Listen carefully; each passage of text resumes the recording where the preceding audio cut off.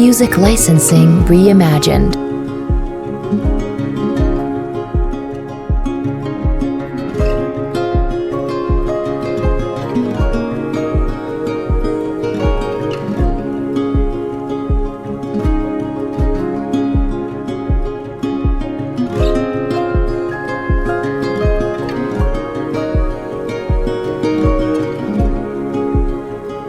Bienvenidos de nuevo a Querer Vivir, programa de Radio Mairena.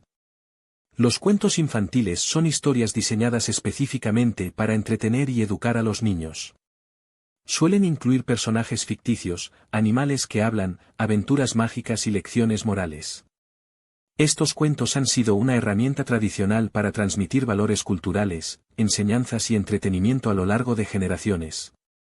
Algunos ejemplos clásicos de cuentos infantiles incluyen Caperucita Roja, una niña que lleva comida a su abuela y se encuentra con un lobo en el camino. Blancanieves, una princesa que es perseguida por su malvada madrastra y encuentra refugio con 7 enanitos. Los tres cerditos que construyen casas de diferentes materiales para protegerse de un lobo. Las versiones originales de muchos cuentos infantiles a menudo eran más oscuras y crudas. Tomemos como ejemplo algunos de los cuentos más famosos de los hermanos Grimm. Caperucita Roja, en versiones tempranas, el lobo se come a la abuela y a Caperucita Roja, sin final feliz. Hoy en día, el cazador llega a tiempo para salvarlas. Blancanieves, en la versión original, la malvada reina baila hasta morir en zapatos de hierro al rojo vivo, castigo eliminado en muchas versiones modernas. Cenicienta, las hermanastras intentan engañar al príncipe cortándose partes de sus pies para que les quepa el zapato, detalle gráfico que no está presente en adaptaciones actuales. Síguenos en nuestros canales de YouTube y TikTok. Bienvenidos, queridos amigos, un día más, una entrega más del programa Querer Vivir, programa que se emite todos los viernes a partir de las 11 de la mañana en Radio Mairena, emisora municipal de Mairena del Alcor, de la 107.4 de la FM. También saludamos a todos nuestros seguidores, 914 ya, de nuestro canal de YouTube y de TikTok. Y si este contenido es de vuestro interés, pues nos ayudaría muchísimo el que nos deis un like y si os suscribís a los dos canales. Dos por el precio de uno, es gratis, hoy, mañana, no lo sé, pues os lo agradeceríamos mucho porque eso nos hace crecer y crear contenidos cada vez más inspiradores. Pues hoy vamos a hablar de un tema que a mí me gusta mucho, lo propuso Luis, nuestro compañero Luis Aniza, que por cierto, Luis, buenas tardes y bienvenido. Muy buenas, compañero. Pues nada, bien hallado y encantado de estar de nuevo con vosotros para esta nueva entrega y seguro que va a ser maravillosa como todas. Pues efectivamente, seguro que sí. Y vamos a hablar de los cuentos, pero no de las versiones de los cuentos ni de esos significados, sino de otros significados que están ahí y que vamos a desentrañar ahora, no antes de saludar a nuestra compañera Marina. Marina Fernández, ¿qué tal? Bienvenida, compañera. Te pillamos en pleno coche. Sí, buenas noches. Lo siento, se me complicó un poco el tema de la clínica hoy al final y tuve que quedar hasta última hora por una urgencia. Pero bueno, aquí me he metido ya por fin en el coche para llegar a casa después de un día de trabajo duro. Así que aquí estoy con vosotros, Muy en bien, cuerpo y alma. perfecto. Y nunca mejor dicho, en cuerpo, alma y coche. Y coche. En cuerpo, alma y coche. Sí, sí. Hola Luis, buenas noches Luis. ¿Qué tal? Muy bien, muy bien. Muy bien, pues vamos a saludar a nuestras invitadas de hoy que nos van a hablar sobre los cuentos, sobre ese significado. Tenemos a Ana Madrid. Ana, ¿qué tal? Bienvenida y muchas gracias por estar aquí. Hola, buenas noches a todos. Tenemos también a Isabel Buenas noches Mate. a todos. Isabel, muchas gracias por estar aquí. Saludos. Buenas noches, muchas gracias a vosotros por invitarnos a este programa otra vez. Gracias. Un verdadero placer. Y a Noemi Torres. Noemi, bienvenida y muchas gracias también a ti por estar aquí. Igualmente a vosotros. Bueno, pues vamos a empezar por un cuento que a mí siempre me ha llamado la atención. Vamos a tocar varios cuentos y otros que no son tan conocidos, que luego los veremos, pero vamos a empezar por todo un clásico, por La Cenicienta. Ana, cuéntanos, qué es lo que no sabemos de La Cenicienta? Porque creo que todos conocemos de pe a pa ese cuento, pero ¿qué nos puedes decir de eso que no conocemos de ese cuento? Pues en principio que la Cenicienta tiene más de 300 versiones. La más antigua se considera en la época de los egipcios. En un papiro egipcio se cuenta una historia de una niña, de una chica parecida a Cenicienta.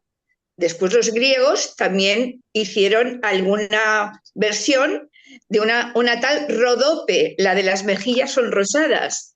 También una historia muy parecida a la de Cenicienta. En este caso no existen las madrastras, pero sí que existe una cortesana, dijéramos, que luego se transforma en esclava, con unas sandalias que el rey le llegan y quiere encontrar a la dueña de esas sandalias.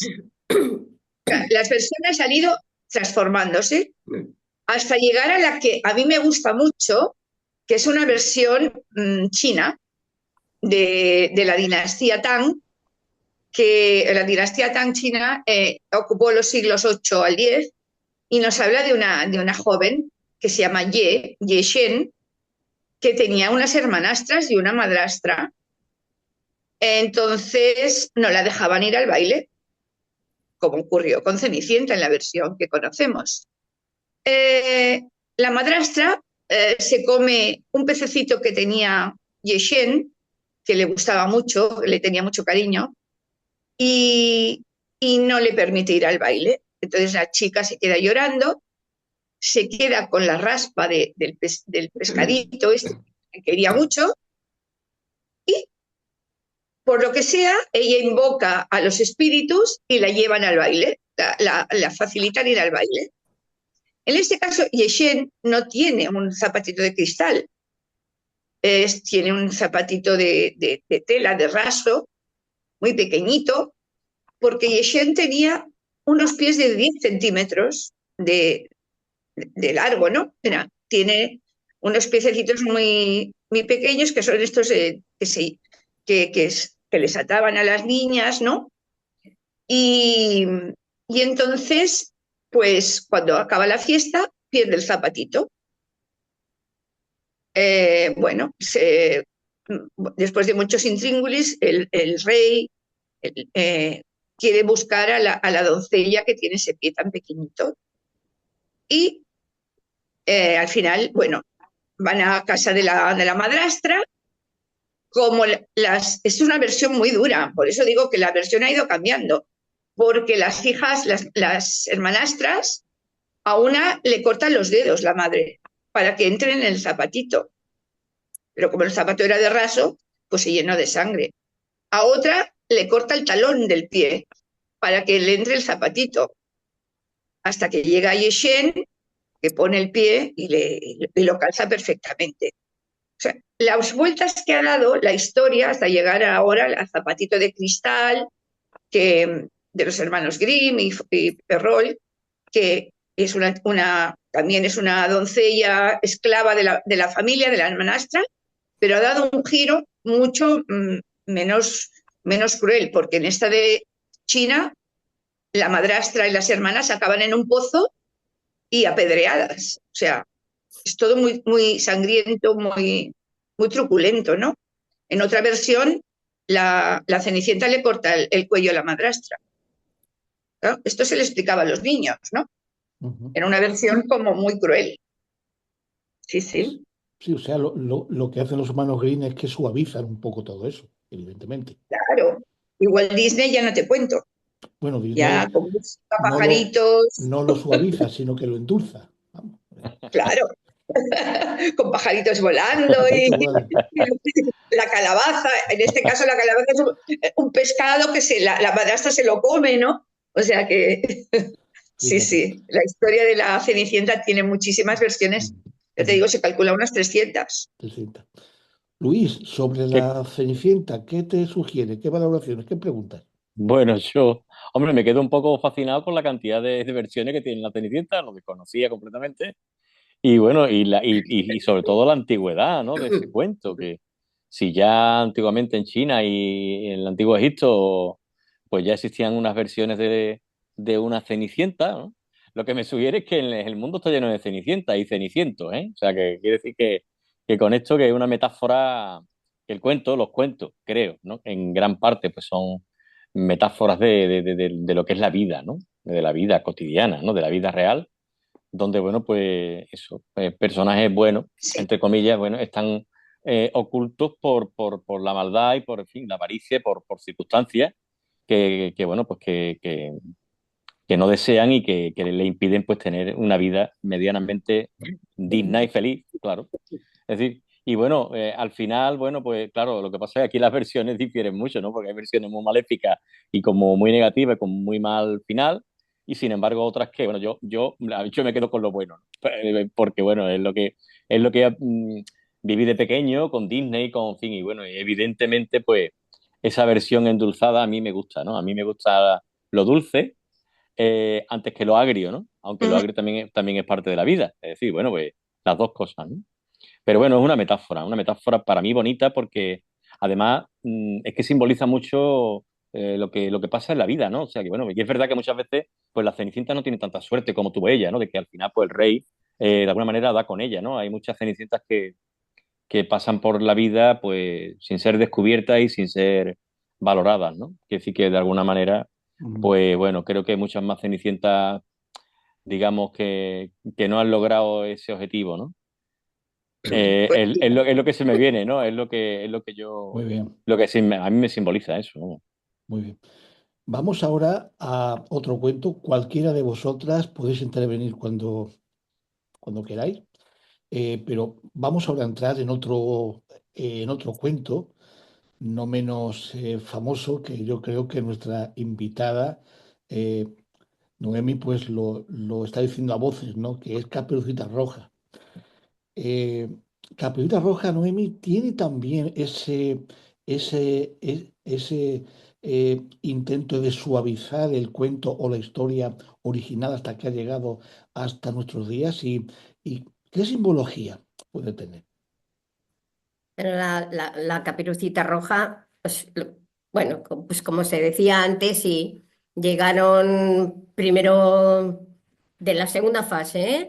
No de la parte macabra. La historia primigenia, el primer cuento, es muy macabro, que ahora os lo contaré. Pero después ya llegó Perrault y que le dio otra versión, otro enfoque. Los hermanos Grimm, como bien habéis dicho, lo hicieron más para niños y, y Walt Disney, pues bueno, pues eso, pues lo dulcificó. Sin embargo, los cuentos de Walt Disney de hoy en día son bonitos de ver, pero no tienen, prácticamente no tienen moraleja.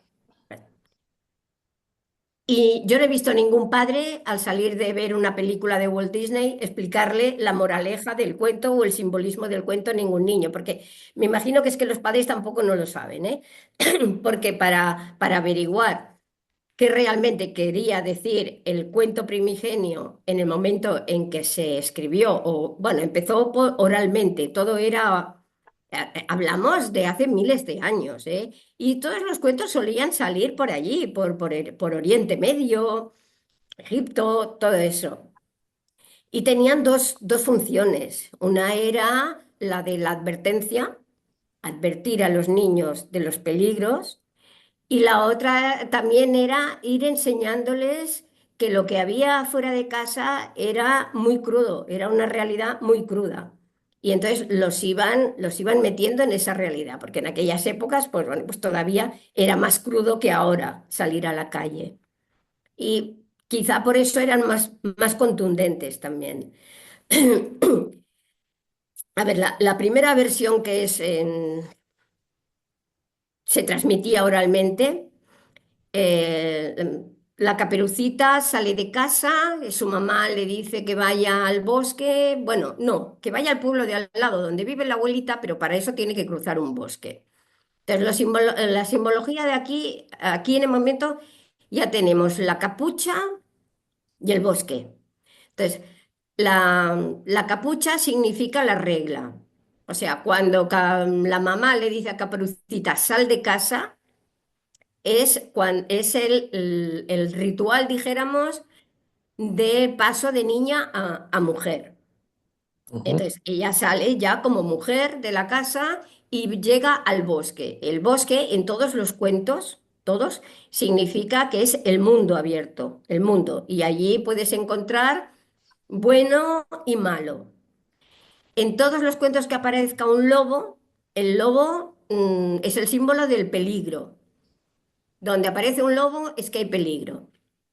Entonces aquí Caperucita sale al bosque y se encuentra al lobo, que es el peligro, y la engaña, le dice que vaya por otro camino, le pregunta dónde va, ella dice que a casa de su abuelita, le sonsaca dónde vive la abuelita y le dice que vaya por otro camino porque encontrará frutas y flores, pero ese es el camino más largo, entonces, y para él coger el camino más corto y llegar antes.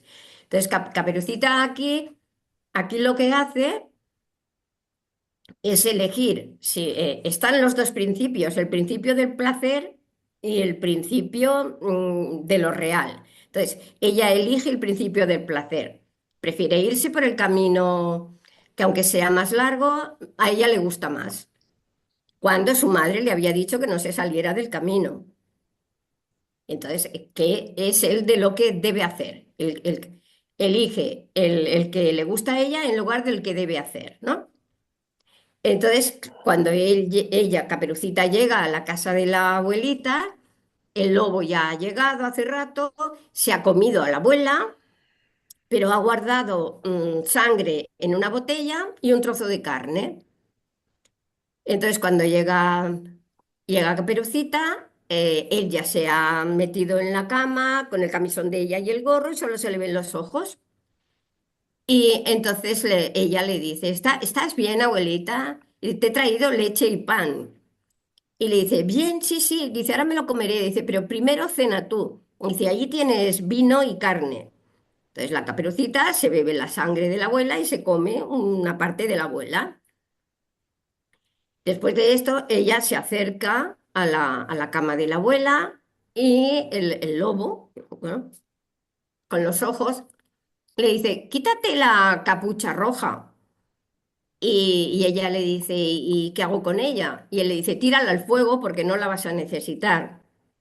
Entonces sigue, insiste, quítate el vestido.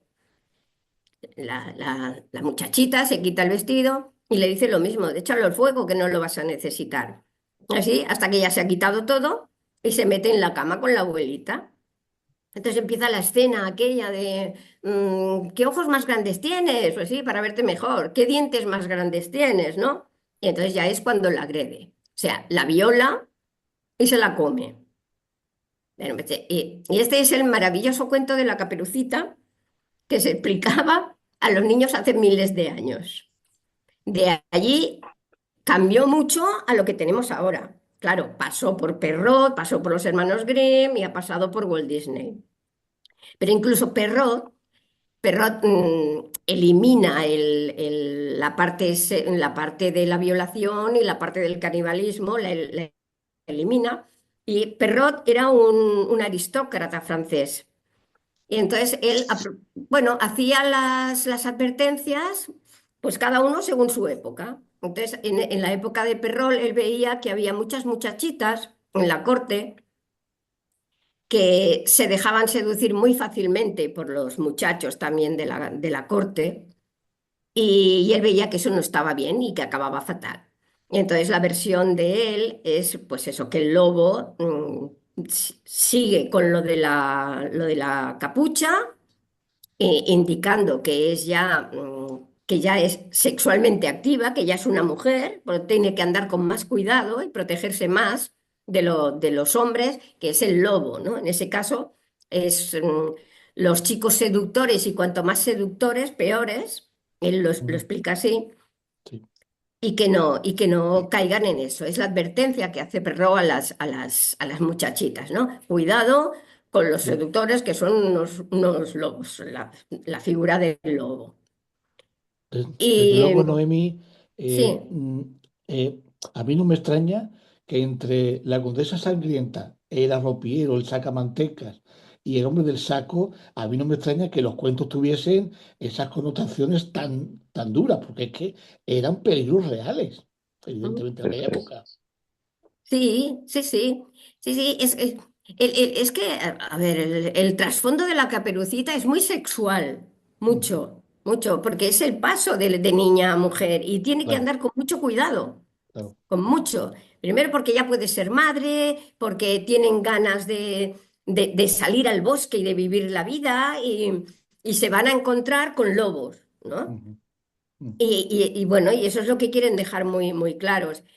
Hasta aquí no ha salido la figura del cazador, no ha salido. La figura del cazador la incluyen los hermanos Grimm. ujú, Ujú. Y los hermanos Grimm empiezan a dejar entrever que la abuela representaría la sabiduría y la experiencia. Y el cazador sería el padre o el protector. O sea, aparece ya la figura de un padre protector, que es el que la salva.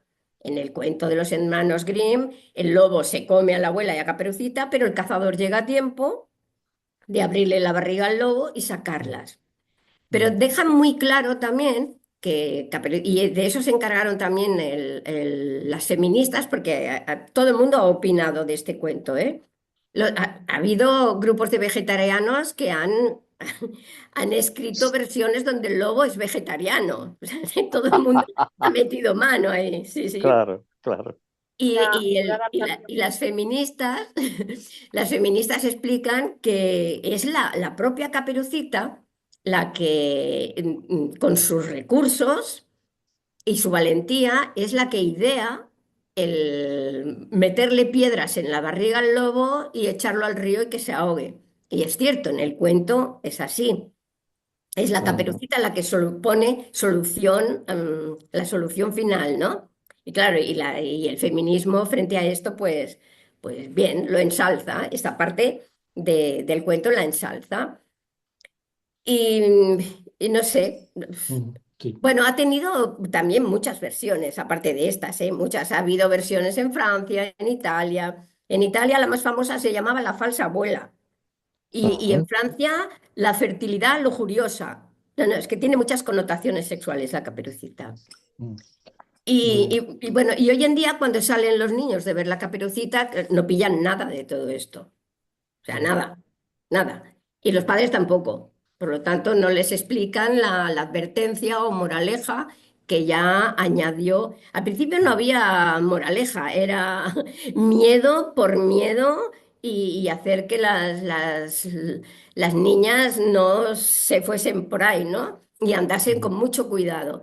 Y luego a sí, partir de Perros sí que ya tenía la advertencia, porque lo dejaba muy claro al final, advertía a las muchachas, mm, ¿no? mm. Y ahora no, Eh, ahora los peligros, los peligros van cambiando. Antes era el hombre del saco, ahora son los bulos, los nuevos peligros. En fin, sí, para sí, dar un sí, poquito de toque de humor. sí. Marina Fernández, adelante. Buenas noches, querido grupo.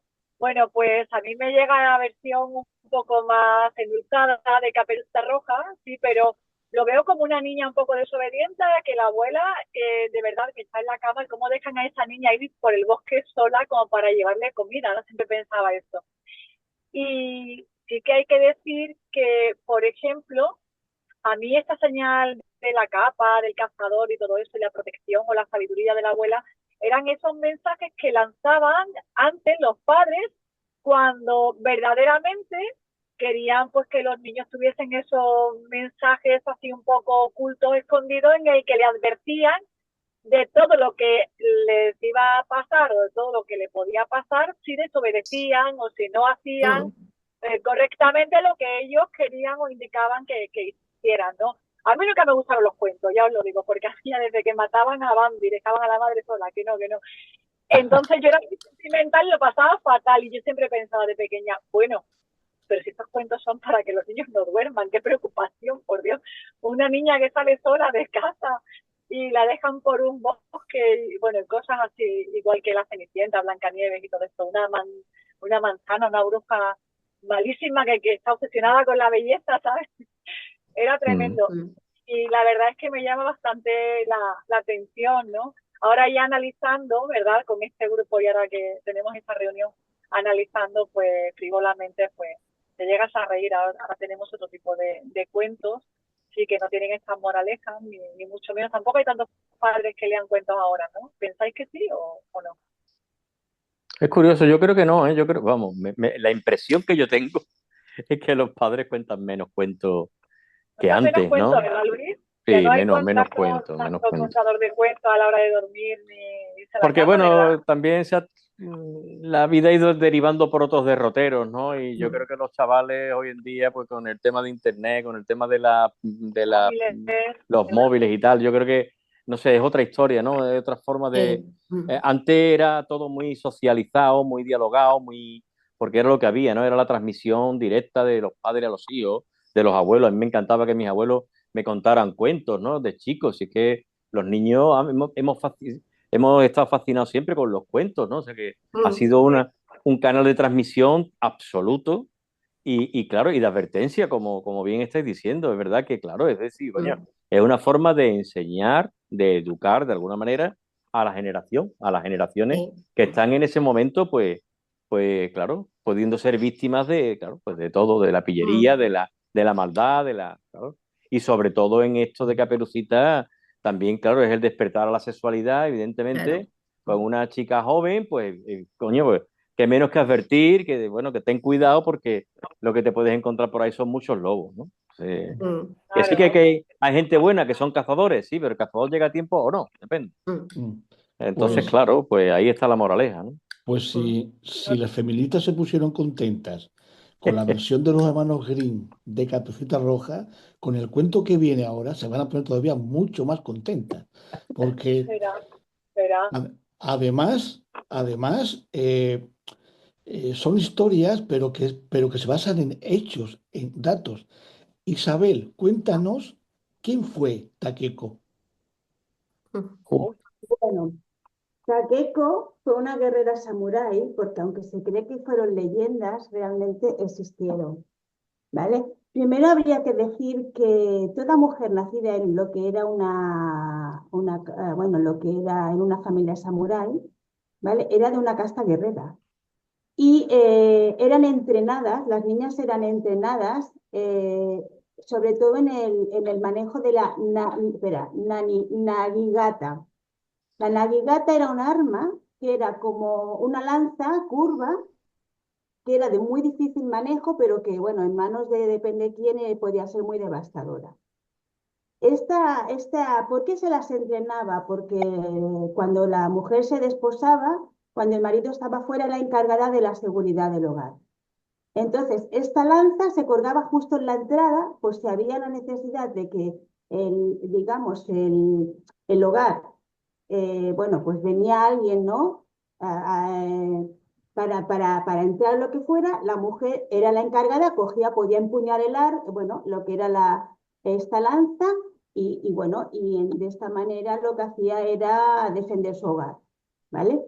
Entonces, Nagato Takeko, que tela marinera, ¿no? Los nombres, fue una guerrera samurái que con solo 21 años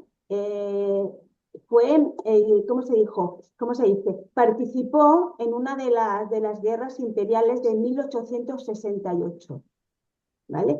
Ella misma lideró lo que era un equipo de mujeres y también las entrenó en el uso de la nanigata, ella misma.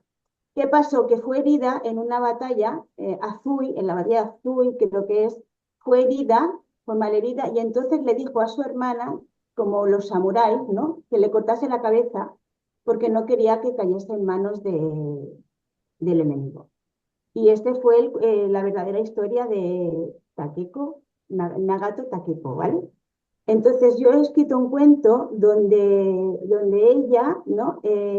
Digamos, se enfrenta, ¿no? Yo quería como hacer un homenaje, ¿no? A estas mujeres, porque muchas quedan en el olvido y no se saben, se creen que esto fueron leyendas o que no pasó, pero que realmente existieron, ¿no?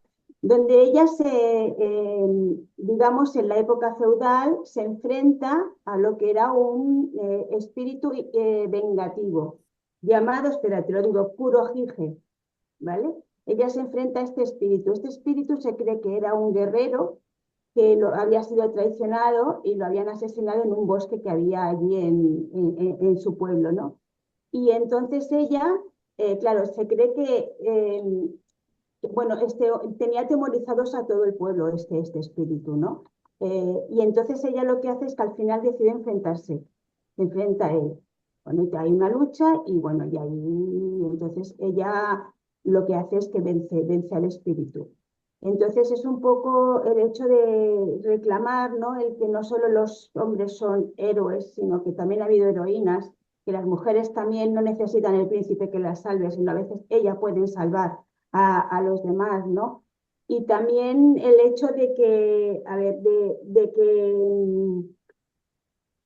¿cómo decir? Que se pueden superar los miedos y que existe un sacrificio de alguien por amor a su pueblo o por amor a alguien, pues también es el hecho de se poner en evidencia el sacrificio de ella por su pueblo.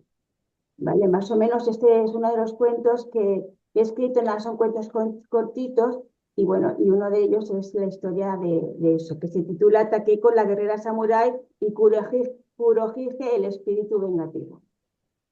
Hay que ver lo poco que conocemos las culturas de otros países, en este caso la cultura japonesa, porque a mí hoy se me acaba de derrumbar el mito de la película El último samurái. A mí eso se me ha caído hoy, pero vamos, por completo. Sí, sí. Entonces, o sea, yo sé que hay datos que había gladiadoras romanas, mujeres, pero samuráis en una sociedad tan supuestamente patriarcalizada que no lo era tanto.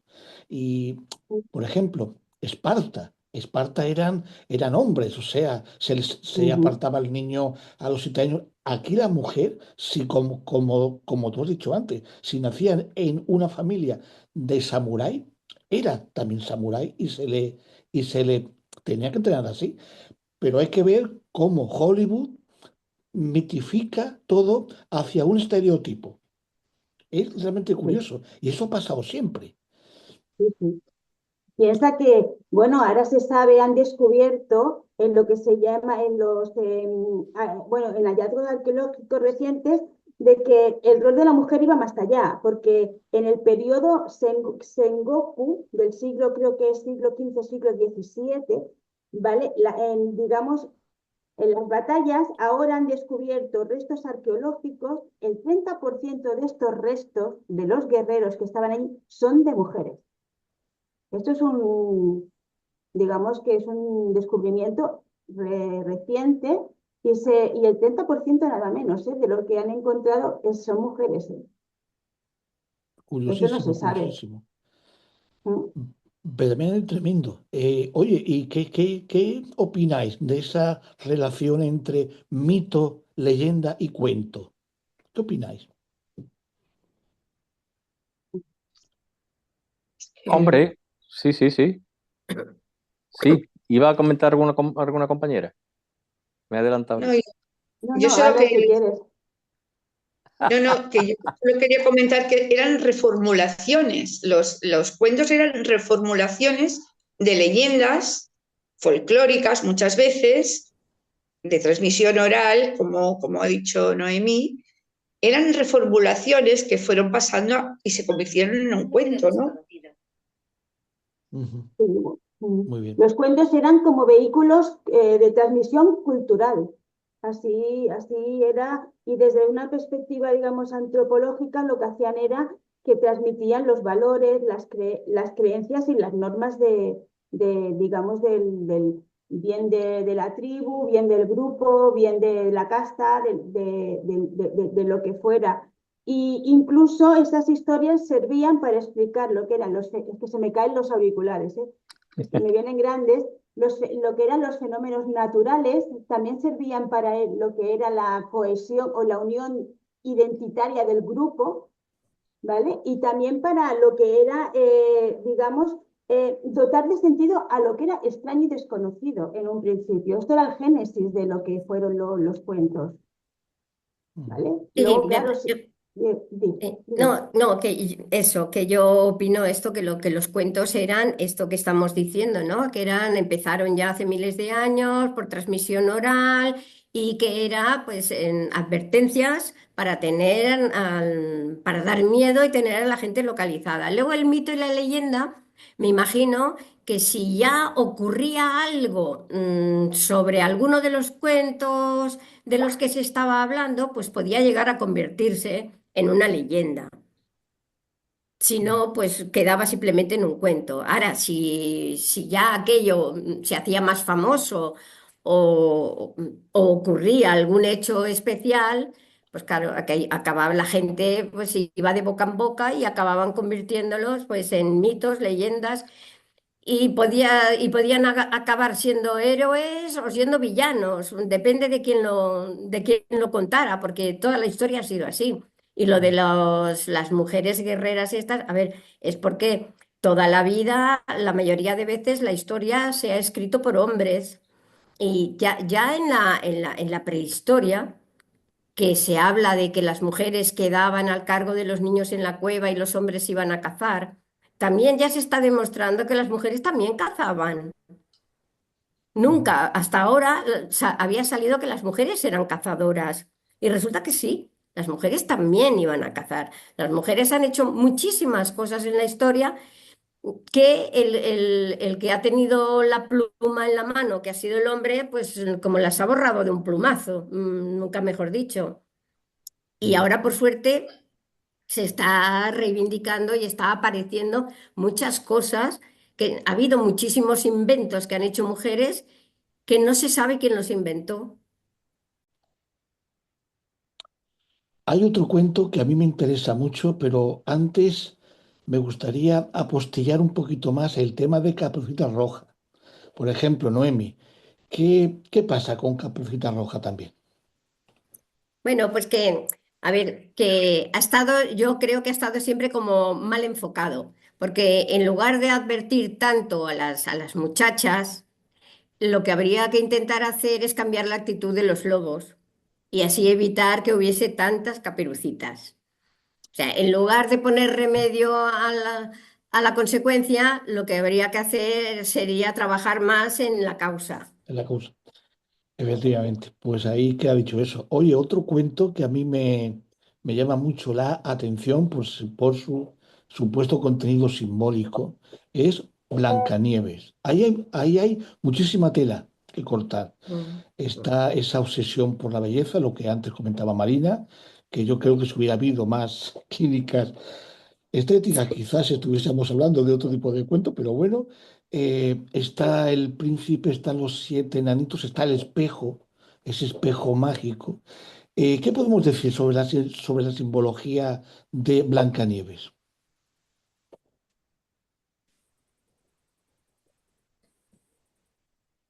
Cualquiera puede comenzar, ¿eh? A ver, por ejemplo, Ana, ¿qué opinas? Es que es una simbología un poco complicada, porque ahí hay muchos elementos, están los enanitos, ¿no? Exactamente. Que, Que son que- siete, claro, es y número cada uno mágico. es como, sí, es como diferentes rasgos de personalidad que podemos tener, ¿no? El trabajador, el gruñón, el no sé qué, nos está dando como un abanico de personalidades que podemos tener las personas, ¿no? Yo supongo que también con la moraleja de que los niños pues vean que cómo tienes que ser trabajador, que no tienes que ser perezoso, que no tienes que ser dormilón. Bueno, yo lo veo así, ¿no? El tema de los enanitos. Pero claro, se puede dar muchas versiones. vete tú a saber de dónde vienen, porque yo la verdad que a Blancanieves tampoco lo tengo tan estudiado, pero sí que hay la moraleja, pues eso de que no tienes que tomar la fruta prohibida, que, ¿vale? Que tienes que obedecer, que tienes que... Ahí hay mucho el tema de simbolismo de la fruta prohibida, ¿no? A dónde te puede llevar. En este caso la muerte, ¿no? Pero sí es una... Es muy difícil de analizar en 2 minutos el cuento de la Blancanieves, porque ahí tenemos la madrastra, tenemos la inocencia de la chica, el amor del joven. Bueno, ahí hay muchos, creo yo, muchos simbolismos, ¿no? Y eso que no hemos hablado porque no va a dar tiempo, sobre la Bella Durmiente, que sería otro Bueno, cuento que hay. la Bella Durmiente es para mí bastante mejor que la Blancanieves, ¿eh? La Bella Coméntame, coméntame. Durmiente, el cuento primigenio de la Bella Durmiente es tan terrorífico o más Ujú. que el de la Caperucita. La Bella Durmiente no la despierta un príncipe con un beso. Mm, la encuentra un rey, la viola, la deja embarazada de gemelos y al cabo del tiempo se entera la mujer del rey de lo que ha ocurrido, hace matar a los gemelos, se los da para comer al rey. Bueno, es tremendo, la Bella Durmiente es tremendo, tremendo, tremendo. Y la Blancanieves, yo lo que veo mucho es que quieren simbolizar tremendamente el bien y el mal. Sí, es la lucha del bien contra el mal. Claro, el bien y el mal es Blancanieves. Y también es el reflejo, el espejo, el Mm. simbolismo del espejo. El espejo refleja la realidad y aquí se ve la realidad de la naturalidad frente al artificio, por ejemplo. También lo que es la envidia, la envidia y el cómo sobrevaloramos la apariencia física. Sí. Eso es otra de las cosas que también del simbolismo de Blancanieves, ¿no? Y la pureza, el blanco, ¿no? La pureza de la mujer. Bueno, es que claro, hay muchas cosas, ¿no? Y dentro de, como ha dicho Ana, había que ir paso por paso, ¿no? Pues personaje por personaje. Pero sí, sí, hay mucho simbolismo en ese sentido y sobre todo es la guerra del bien contra el mal. Mm. Y el número 7 yo creo que es porque, bueno, el número 7 es un número esotérico. Los 7 Sí, mandamientos, sí. los 7 Sí, perdón, sí, los 7 pecados capitales, los sí, 7 sí, sí, sí, sacramentos, el 7 es un número muy simbolismo masónico, sí. templario, ¿no? Mm. Bueno, que dice mucho el 7. Los 7 días, ¿no? Dios creó el mundo en 7 días. Es un número, Sí, sí, bueno, mágico, el- ¿no? el número 7 sale en muchos cuentos, sí. El 7 sí. Ujú. Incluso es que es un número cabalístico, porque Mm. Exactamente. en la religión hebrea está el candelabro de los 7 brazos. Los Es 7 que brazos. Mm. creo que los cuentos algún día confío que se analizarán. Evidentemente, hoy en día, los cuentos originales primigenios de lo que es la Bella Durmiente, por ejemplo, o Caperucita, esos cuentos hoy en día, por lo menos esas versiones se han ido adaptando al contexto cultural de lo que es Mm. la época, ¿no? Eh, ¿Con qué cuento os quedáis por el mensaje que da, por la moraleja que da de todos los que conocéis vosotras? ¿Cuál es vuestro favorito? Hombre, yo Bueno, a más mí, que... Ah, bueno, hola. di, Didi. di.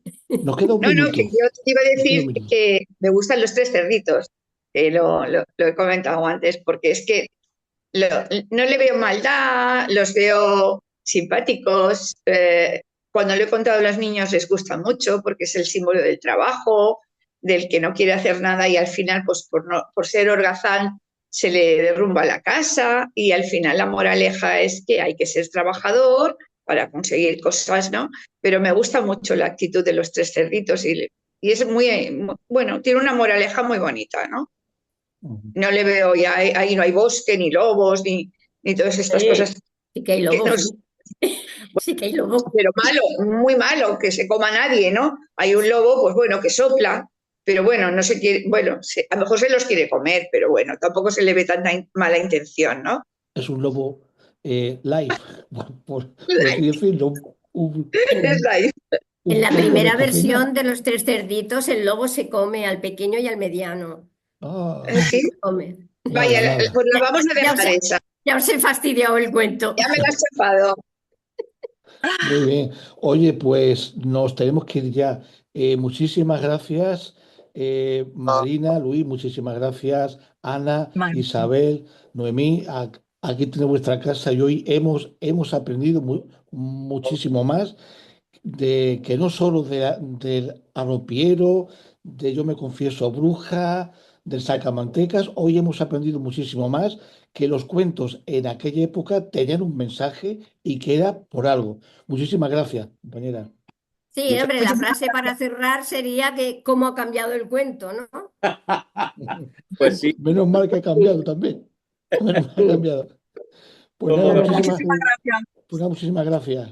placer. Venga, Buena gracias y buenas Venga, noches. ¿Qué buenas tal? noches. Venga, adiós.